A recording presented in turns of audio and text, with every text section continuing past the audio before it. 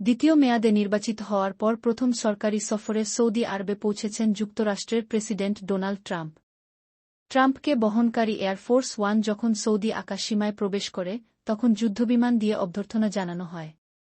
রিয়াদ বিমানবন্দরে অবতরণের পর ট্রাম্পকে জানানো হয় উষ্ণ অভ্যর্থনা। মঙ্গলবার ১-৩ মে যুক্তরাষ্ট্রের সংবাদমাধ্যম সিএনএন এক প্রতিবেদনে জানিয়েছে, যুক্তরাষ্ট্রের সময় ভোর ২টা ৪-৯ সৌদি আরব সময় সকাল ৯টা ৪-৯ এয়ারফোর্স ওয়ান রিয়াদে অবতরণ করে। সৌদি আকাশসীমায় প্রবেশের সময় F-১৫ যুদ্ধবিমানগুলো তাকে ঘিরে রাখে, যা কূটনৈতিক সম্মানের প্রতীক হিসেবে দেখা হয়। রিয়াদ রয়্যাল টার্মিনালে ট্রাম্পকে আনুষ্ঠানিকভাবে স্বাগত জানাতে রাজকীয় বেগুনি কার্পেট বিছানো হয়। সেখানে সৌদি যুবরাজ মোহাম্মদ বিন সালমান ট্রাম্পকে অভ্যর্থনা জানান।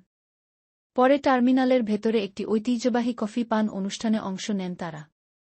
এরপর ট্রাম্প নিজ হোটেলের উদ্দেশ্যে রওনা হন। রিয়াদের রাস্তাগুলোতে সৌদি ও আমেরিকার পতাকা শোভা পাচ্ছিল। সফরের রাজকীয় মর্যাদা তুলে ধরতেই এই আয়োজন।